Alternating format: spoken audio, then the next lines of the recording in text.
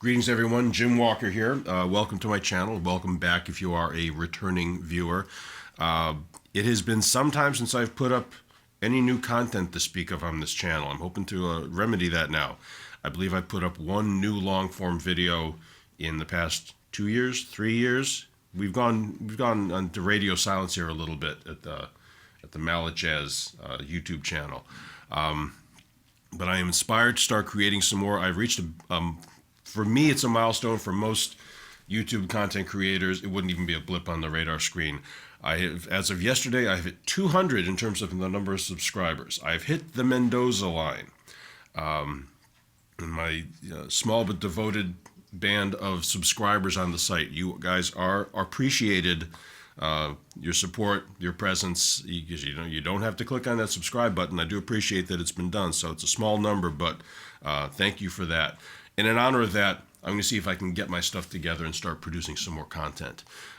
Today, I'm going to start today with a video that is really geared towards my students. And I'm going to use this mainly as a reference so I can, if the topic comes up in their lessons, I can direct them to this. They can get all the information from the video, and then we can get into more specifics for them in their lessons. So this is going to be kind of a general overview dealing with snare drums and things to consider if you've decided to upgrade what you have in terms of snare drums. This video could also apply to someone who has a recording studio who has decided to add some backline equipment to their facility. A house drum set and some snare drums to choose from. We're not going to talk about drum sets today, but we will get into snare drums. Same thing, if you have just a couple, what are you going to get the most mileage out of? What's going to be the most efficient, effective way to add drums to it? So we're going to start with a couple of ideas here. And I'm going to try to keep this video as expeditious as possible. So if I go a little thin on details, it's because I don't want to produce a 55-minute video. If you have questions, if you need more details, I can produce a follow-up video, or just hit me in the comments section, or send me an email via the YouTube channel. I'll get into more detail if it's needed, but I'm going to try to keep things moving along here just for the sake of brevity. So the premise of this video is one of my students, who tends to be, generally speaking, would be someone high school age. I've got college students, someone early on in the process of becoming a drummer, who has decided, in our hypothetical scenario, they're getting serious about drumming. Maybe it's something they want to do as a career. They are high school looking to major in percussion when they go to college, or they're a college student who wants to work professionally to one degree or another. And they have come to the conclusion that at this point they need to upgrade their equipment. Which may or may not be the case, because sometimes what seems like student level stuff can work really well, but that's a topic for another video. Let's go with that assumption that it's time to upgrade. And this is going to be my thoughts in terms of how to approach this. Again, with being the most sensible way of doing it. You don't just go out and buy snare drums. That's fun, but that's not the best way to go about it. So we're going to start with the idea, if you just want to get one good snare drum. And really, that is my suggestion to my students. Start out with one good snare drum. Wood, metal, or we'll get into something else in terms of shell material in a moment. And get that drum and learn how to make it sound as good as it can sound, both in terms of tuning, head choice, snare wires if you want to get into the gear side of it, or mainly playing. If you get your playing together, your instruments will sound better. So get one drum, learn how to get the most out of it, and that will only serve you well should you add other drums in the future. So I'm going to start, as I demonstrate these points, I'm going to use drums from my collection to illustrate what I have in mind. These are not recommendations for specific drums that I think someone needs to go out and buy. There will be dozens, if not hundreds, of drums to choose from that could fulfill the role just as successfully as what I'm going to use here. Besides, a number of the drums I'm going to use today are my do-it-yourself, home-built, hobbyist builder snare drums. They're one-offs. Even if you fall in love with the drum you hear in this video, if it's one of the ones I made, I'm not selling it right now, and it's a one-off. You can't find it anywhere, but you can find other drums which are quite similar.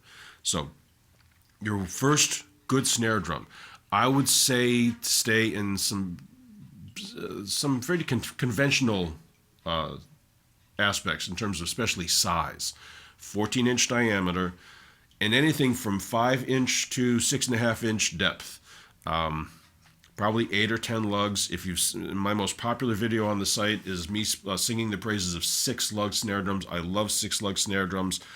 Generally not the most versatile. Probably wouldn't be my one and only, even though we're going to have a 6-lug snare drum in this video. The most common sizes, the conventional sizes, they have become conventional. They've become the standard for a reason. They work. So I think that's a good starting point. Like 14-inch hi-hats, a 20-inch ride cymbal, 18-inch crash, 20 or 22-inch bass drum. Are there other options? Absolutely. But those are a good starting point. Start with what's conventionally accepted as a norm. If you're not sure what else, start with that. And then you can stray from that if you decide it's necessary. So the first drum I'm going to use to illustrate this, I mentioned it could be wood, could be metal. I'm going to go in a little bit different direction. If I could only have one snare drum out of the drums that I currently own, now we're not going to get into fantasy land where if I said I had thousands of dollars and I could buy any snare drum I wanted, we're not going to get into that. We're going to be a little more practical here. Again, I'm just using my drums to illustrate. You don't have to have this one. But if I could only have one snare drum out of my collection,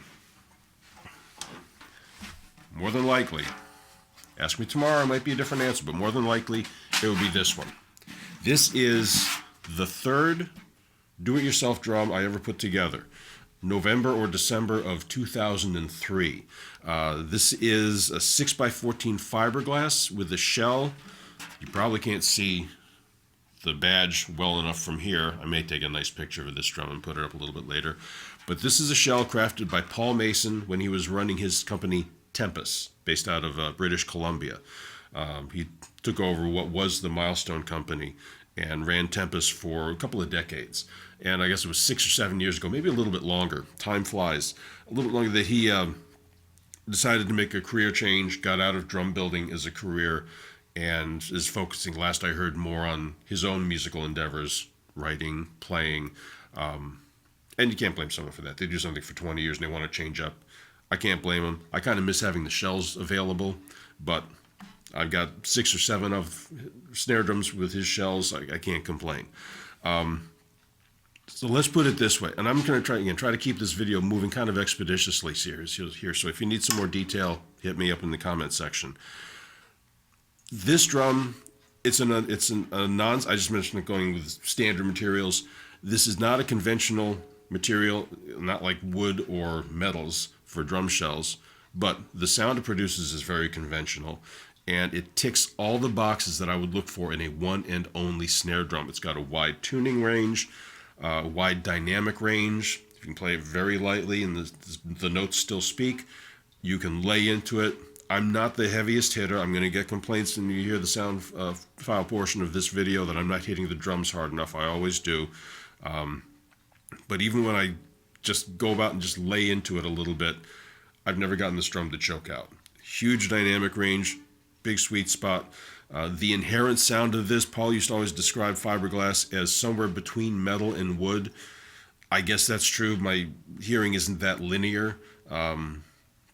All I know, it just records beautifully, sounds great live, sounds great outdoors. Not all snare drums sound good outdoors because you don't have the sound reflections from other walls and the ceiling in the room. The sound just goes anywhere. But this sounds great outdoors. This is the third drum I built. I've built dozens over the past quarter century or so, mainly for myself, a few for friends here and there. If I had to pick, let me put it this way. Whenever I put this drum up on my kit, invariably, at some point, I'll find myself thinking, I could have stopped with this one. And as a player, I would have been very happy with this. As a drum builder, I've had a lot of fun building dozens of snare drums, but as a player, this could have done it. So this is the first drum I'm going to demonstrate. 8 lugs, 6x14 fiberglass shell from Tempus. This is my example, only my example, of a one and only snare drum.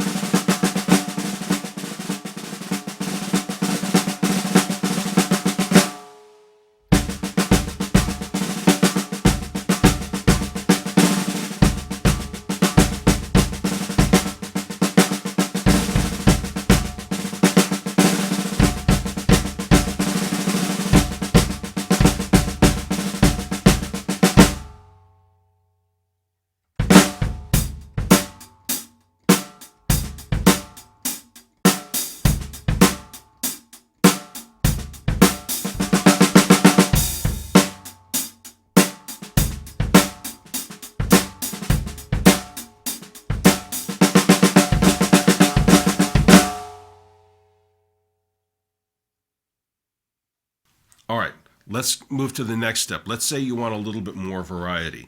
If you've had this conversation with any other drummer, I'm looking to get some new snare drums, what do you recommend? Invariably, you're going to hear from someone the idea, and I think I didn't come up with this, but there's a lot of truth to it. If you have one good wooden snare drum and one good metal snare drum, just two drums, one wood, one metal, you can cover a ton of ground sonically. You got a lot of variety available to you. You can play with tunings, play with head choices, but those two drums will cover a lot. And for most people, that's probably going to be enough. So that's the approach we're going to take now. What if you want two drums? I'm going to recommend one. Let me take that back. I'm not recommending the drum. I'm using this as an illustration. If I had to have one, we'll start with the metal snare drum. 1A. Could have started with the wood snare drum here. We'll start with the metal snare drum. If I had to pick one metal snare drum, it probably would be a Ludwig metal shell, a Superphonic or an Acrolite. I've heard great things about the Supralite series. I've never played one, but I know guys who love them as much, if not more, than Superphonics. There's, of course, is always the iconic Ludwig Black Beauty. I would go with the Super. That's just the one that clicks for me. It could be an Acrolite. It's a 1-1A situation there. The drum I'm going to use today to illustrate this, again, this is an idea towards my students because Acrolites have gone up in prices. It used to be great. Acrolites, up until about 6 or 7 years ago, you had no trouble finding one for $75 to $100. So I used to tell my students, go find an Acrolite. Mom and dad were happy because it didn't cost much money, and the students were happy because it was a great sounding drum. So Acrolites have gone up a bit over the past few years. I have my theories as to why. We're not going to get into that right now. But Acrolite, Super. But I'm going to go with a drum that for years, this model of drum, I since sold the original that I had and bought a replacement because I liked it and I missed it. For years, this was my one and only snare drum. This is a 1980s Yamaha steel shell snare drum. And I believe it's a seamless shell for whatever that's worth. 5.5 by 14, 8 lug. This one happens to have the original Yamaha snares on it. I usually go with a single ply coated head on my snare drums. This one, just because it's a lively drum, steel shells often are. I've got a Remo Power Stroke 3. And by the way, no endorsements, no affiliations, no connections to companies here. I'm not sponsored by anybody. These just happen to be the drums that I have. But this is the drum that for years was my one and only snare. Served me very well. So this is going to be my illustration today. A little bit less expensive. They're not as inexpensive as I thought they were. I happened to come across this one for about $80 at a local big box music store. I thought this might be a good drum to recommend in lieu of the less expensive pricing of the Acrolite. But looking around, that's not the case. These can get kind of pricey too.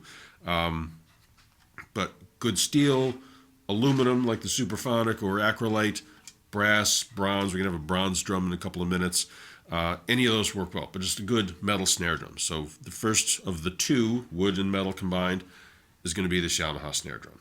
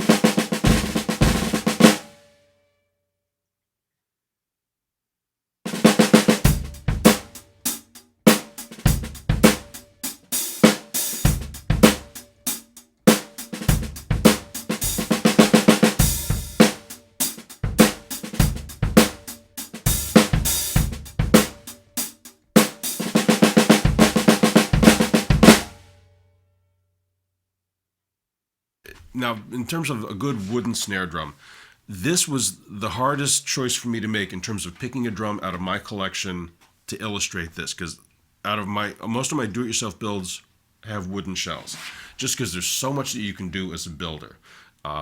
You choosing different types of wood. I've never gotten to the point where I've made my own wooden shells. If I'd done a couple of more semesters of wood shop in high school, I would have gotten to the point where I might have some skills with a lathe and might have been able to do it, but I didn't stick around long enough to do that. So all my drums the shells are sourced from someone else. But there's so many places to go and get wooden drum shells, different types of wood, different construction methods, plywood, staves, segment, single ply, steam bent. And you have so many things that you can do. You can cut the edges, you can shape the snare beds, do the different finishes. Most of the metal shells you can find for sale, the edges and beds are already done for you. So as far as a builder, having fun with it doesn't give you the enjoyment, doesn't give me the enjoyment of working on a wood snare drum. So I've got a bunch of wood snare drums. And the one I picked out today is, again, keeping in mind this is going to be for my students. And I didn't want to have them break the bank, and also wanted to make the point that you don't have to find something exotic or unusual or expensive. You can go. I picked out the most plain Jane, the least expensive from a statistical standpoint. The specifications. That's the word I'm looking for, of my wooden snare drums. But for my tastes, it still sounds pretty good, even though you can probably see I rushed through the gloss poly finish on this. It looks horrible. One of these days I'll take some time and sand it down and redo it. It's you probably can't see it because my camera isn't that good, but up close it's not pretty. But 5x14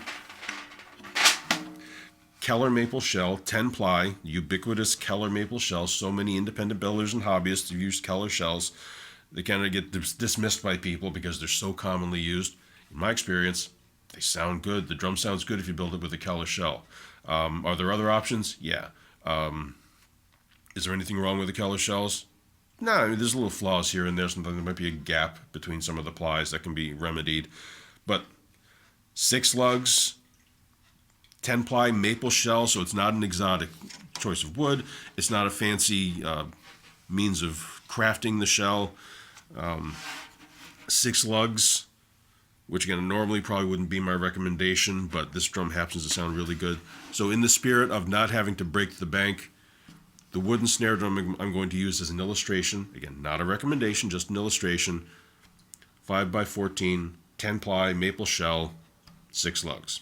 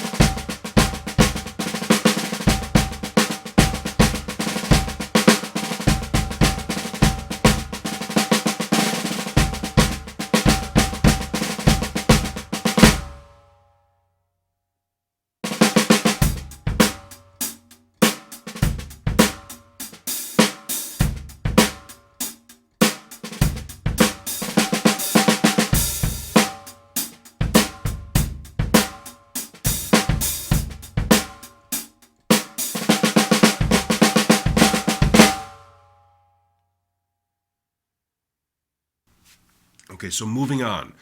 We have either gone with one good snare drum, whatever material you want to choose from, wood, metal, fiberglass. I don't have an acrylic snare drum to demonstrate. Acrylic probably wouldn't be my first choice. There's nothing wrong with acrylic.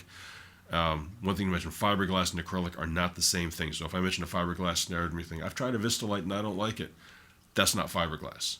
So just, I'm not here to sell anything. Tempus doesn't even exist anymore. There are companies that produce fiberglass snare drums now, but again, I'm not advertising. I just want to mention that in case you do have some curiosity about it.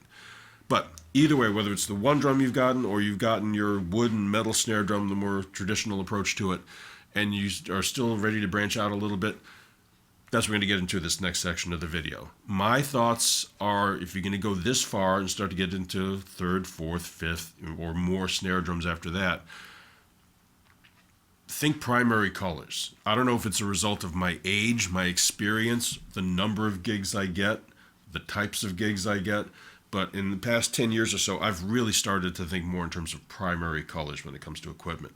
Not worrying, by what do I mean by that? Not worrying about, say, difference between maple and birch, which you hear a lot in the advertising of companies, maple and birch, maple and birch. For me, there's not a huge difference there sonically. Is there a difference? I guess, but it's not huge. It's not like Purple Heart and mahogany.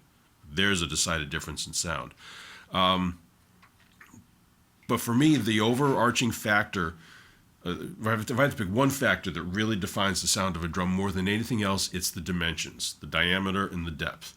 One thing I've noticed in my orchestra gigs, now I'm not playing with the Boston Symphonies or Cleveland or Chicago's or LA's of the world. Maybe it's different in that rarefied air. In my experience, the few times I've had a conductor say anything to me about snare drum choice on a particular piece, the only thing they say is size. Do you have a larger snare drum? We need a larger snare drum. Do you have a shallow snare drum? That's it. I've never had a conductor say, do you have a brass snare drum? Do you have a bronze snare drum? How many wires do you have in that set of snares? Never. It's just larger snare, smaller snare. So in terms of buying additional snare drums, that would be a starting point. Between the size, you can factor shell material into it as well. Find something that contrasts what you already have. Don't reinvent the wheel. If you already have a nice medium depth metal snare drum, if you're going to find another nice medium depth metal snare drum, make sure it sounds different from the first one. Don't buy another drum that basically does the same thing. So with that in mind, we're going to go a little bit larger, a little bit smaller. We're going to go a little bit smaller first. And the next drum, again, this is another company. It's a brand name drum, even though there's no badge on it, but you can tell from the lugs and the construction of it. I've seen other drums from this company. Legend. They were around in, I don't know, the 90s, I think. I have to look up my history on this. Produced, this one is phosphor bronze for a shell. I've played wooden Legend drums. Every one I've played sounds great. But this is, another company that's out of business. So if you find one of these for sale, they're great. I'm not selling anything. We do have the name on here. It's on the butt plate. You can't see it with the camera, but it's on there. So going shallow, whether I've got my Supra or the Yamaha I played or any of my other metal snare drums, this one will produce a different sound to that, just being an inch and a half shallower than the Yamaha that I played earlier.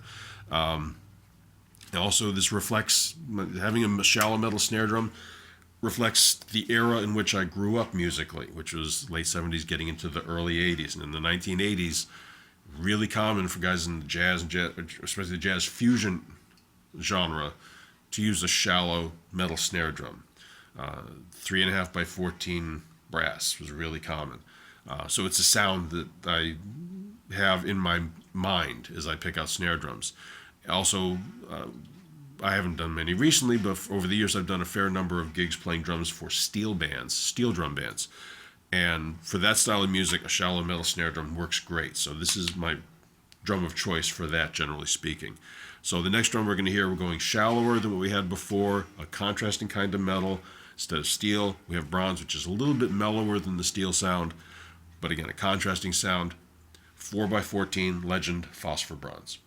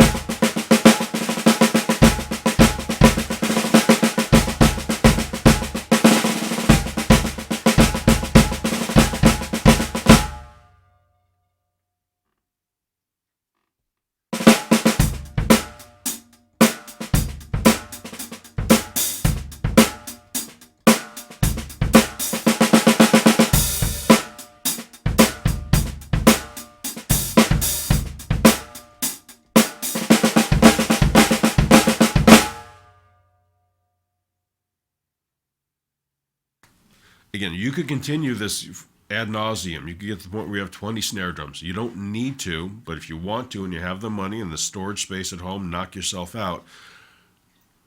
Again, keeping in mind, this is for students who don't have a ton of money, so I'm not getting into the really exotic stuff. Main things for that, the last drum we're going to talk about today, we went shallower with the last drum. This drum I'm going to go deeper. And generally speaking, if I had a choice between going with a deeper drum or a shallower drum, my taste would go to the deeper drum. That's personal taste. That means nothing to most people, nor should it mean anything. But for the last drum, I'm going with 8x14. We're back to Tempus. Told you I love Paul Mason's shells. This one is carbon fiber. Again, 14-inch diameter, 8-inch depth. Both the fiberglass and carbon fiber shells that Tempus produced were very, very thin, relatively speaking. This one's an 8-lug. I'm trying to think of something else worth mentioning. Oh, this is what I wanted to mention. Whenever I deal with any custom shops, bespoke builders, to use the term that I really love, one thing I like to do, because I've had some cymbals modified by independent cymbal smiths, one thing I like to do is sound out their thoughts about the instrument, especially like a drum builder who's making their own shells, because they've been doing it. I'm buying maybe my first shell from them. They've been doing it for years, and they will have their opinions in terms of what works best. Got to the point I had bought a couple of Tempus shells. I got a 5x14 fiberglass, the 6 that you saw earlier. There was another shell that I had picked up, and I was really enjoying the drums, and I wanted to do something else, but I wasn't sure what else I wanted to do. So I reached out to Paul Mason. I said, what do you recommend? You've been dealing with these for 20 years. What do you recommend? And it took him about 3 seconds to send an email back to me and said 8x14. And he said 8x14 not only was for his drums, in general, he thought it was just the best snare drum size. But that was his. So 8x14. So, okay, sign me up. And he's not wrong. It's a great sounding instrument. I've got one in carbon fiber and one in fiberglass. And there is a subtle difference between the two. Again, not a huge difference in terms of primary colors, but there is a difference. But the main thing is we're going with a deeper snare drum. We could have gone with a larger diameter. I've got another video where in my Singing the Praises series, singing the praises of 15-inch and 16-inch snare drums. You could have gone that direction. When we did the shallower drum, the Legend Phosphor Bronze. Could have gone to a 13, shallower or a medium depth or deeper, but a smaller diameter. You can go that way too. Again, I'm staying with 14 today just for the sake of discussion. But the videos, the 15 and 16, I'll put a link into the descriptions if you want to check that out. It's one of my more popular videos, so I guess there's some curiosity about that out there. But the last drum we're going to demonstrate today, just showing going with a larger snare drum. In this case, 8x14. Tempus carbon fiber. So with that, I'll wrap things up in terms of the speaking portion of this video. Thank you for checking this out.